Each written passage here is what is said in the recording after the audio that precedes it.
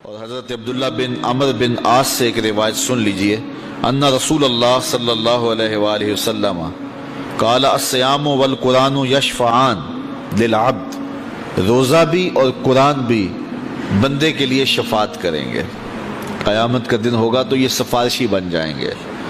باقاعدہ شکل دی جائے گی، صورت دی جائے گی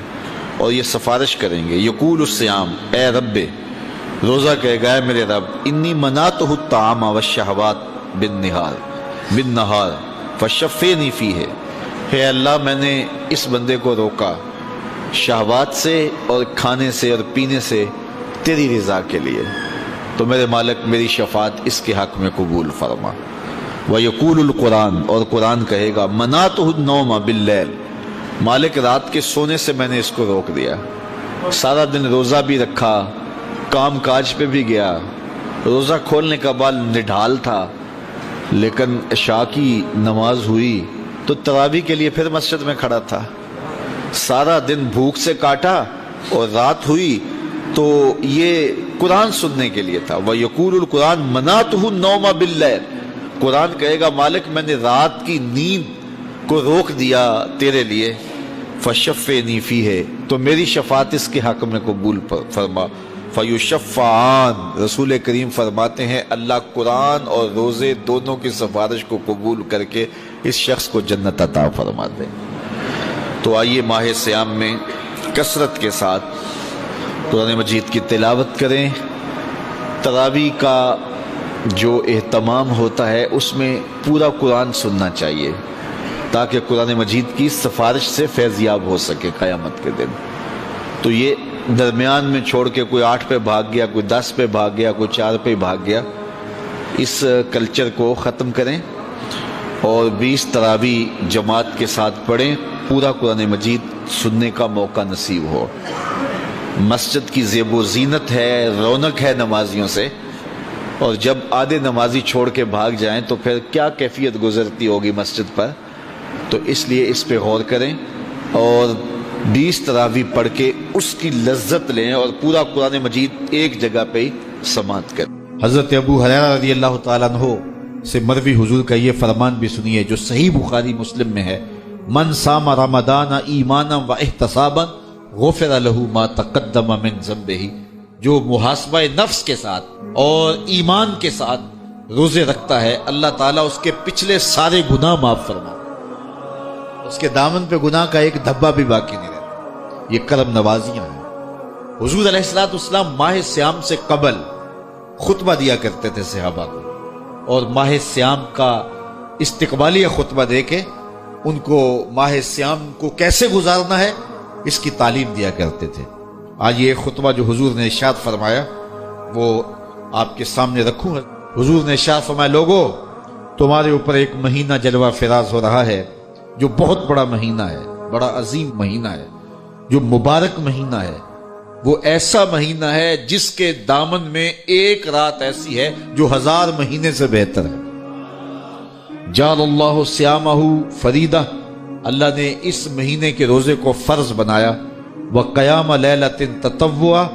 اور اس کی رات کے قیام کو نفل بنایا، من تقرب فیہ بخصلۃ من الخیر کان کمن ادى فریدۃ فیما سواہ، اور جس نے کوئی اس مہینے میں بھلائی کی تو وہ ایسے ہے کہ جس طرح اس نے فریضہ ادا کیا، اگر کسی نے نفل ادا کیا تو ایسے ہے جس طرح اس نے فرض ادا کیا۔ ومن ادى فریدۃ فیہ کان کمن ادى 70 فریدۃ فیما سواہ، اور جس نے اس مہینے میں ایک فرض ادا کیا اللہ تعالیٰ اس کو 70 فرضوں کا ثواب عطا، وہ ایسا ہے جس طرح اس نے 70 فرائض عطا کیے۔ وہو شہر الصبر، وہ صبر کا مہینہ ہے، والصبر ثوابہ الجنہ، اور صبر کا ثواب جنت ہے۔ وشہر المواسات، ایک دوسرے سے پیار کرنے کا، ہمدردی کرنے کا مہینہ ہے، دکھ بانٹنے کا مہینہ ہے، لوگوں سے محبت کرنے کا مہینہ ہے۔ وشہر یزاد فیہ رزق المومن، یہ وہ بابرکت مہینہ ہے جس میں مومن کا رزق بڑھا دیا جاتا ہے۔ من فطر فیہ صائمہ، جس نے اس مہینے کے اندر افطار کروایا کسی شخص کو، روزہ دار کو، کان لہ مغفرۃ لذنوبہ، اللہ تعالیٰ اس کے گناہ معاف فرما دے گا۔ اور اس کو جہنم کی آگ سے آزاد کر دے گا۔ وَكَانَ لَهُ مِثْلُ أَجْرِهِ، اور روزہ رکھنے والے کو جتنا اجر ملا روزہ افطار کروانے والے کو بھی اتنا ہی اجر دیا جائے گا۔ مِنْ غَيْرِ أَنْ يَنْتَقِصَ مِنْ أَجْرِهِ شَيْئًا، روزہ رکھنے والے کے اجر میں کسی کمی کے بغیر، اس کے اجر میں بھی کوئی کمی نہیں ہوگی، اور روزہ افطار کرانے والوں کو بھی پورا پورا اجر دے دیا جائے گا۔ قُلْنَا یا رسول اللہ صلی اللہ علیہ وسلم، صحابہ فرماتے ہیں ہم نے عرض کی اے اللہ کے پیارے حبیب، لیسا کلنا ناجد ما نفطر بہ الصائم، ہم میں سے سارے تو ایسے نہیں ہیں کہ جو روزہ دار کو روزہ افطار کروا سکے، غریب لوگ بھی ہیں، مسکین لوگ بھی ہیں، تو سارے لوگ تو ایسے نہیں ہیں۔ تو حضور نے کیا ارشاد فرمایا، سنیے،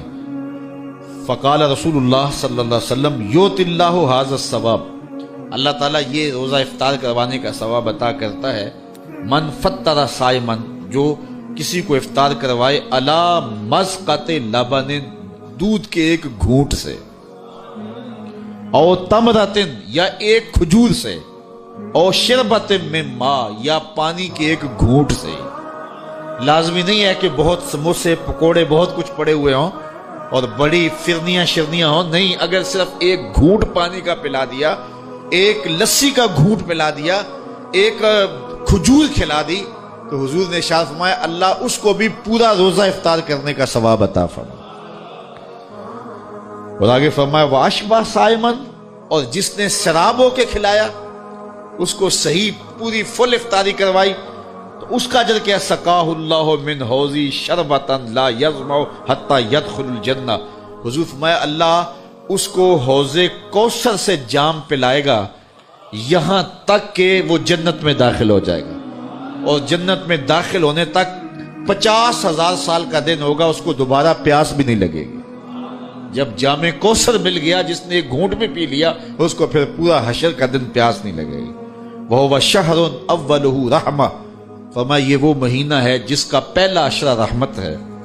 وَأَوْسَطُهُ مَغْفِرَةٌ، اور جس کا درمیان والا حصہ مغفرت ہے، وَآخِرُهُ عِتْقٌ مِّنَ النَّارِ، اور آخری عشرہ جہنم سے آزادی کا پروانہ ہے۔ اور آگے ارشاد فرمایا وَمَنْ خَفَّفَ عَنْ مَمْلُوكِهِ فِيهِ، جس نے اپنے مزدور کو، اپنے غلام کو، اپنے ملازم کو، اپنے ماتحت کو نرمی کی، اس سے تھوڑا کام لیا، غفر اللہ لہ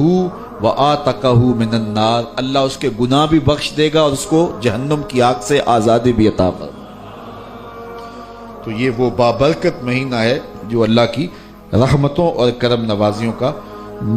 نور ہے۔ حضور علیہ السلام نے ارشاد فرمایا لکل شیء زکات وزکات الجسد الصوم، ہر شے کی زکات ہوتی ہے، جسم کی زکات روزہ ہے۔ تو روزہ جسم کی زکات ہے، باطن کا تزکیہ ہے، من کا چراغاں ہے، نفس کی سرکوبی ہے، شیطان سے بچاؤ کا ذریعہ ہے، اور دوزخ سے ڈھال ہے، اللہ کی رحمتوں کا حقدار کرتا ہے، اور اس کی کرم نوازیاں ہمیں نصیب کرتا ہے۔ خوش نصیب ہیں وہ لوگ جو ماہ صیام کو پورے خشوع و خضوع سے گزارتے ہیں۔ اور حضرت عبداللہ بن عمرو بن عاص سے ایک روایت سن لیجئے۔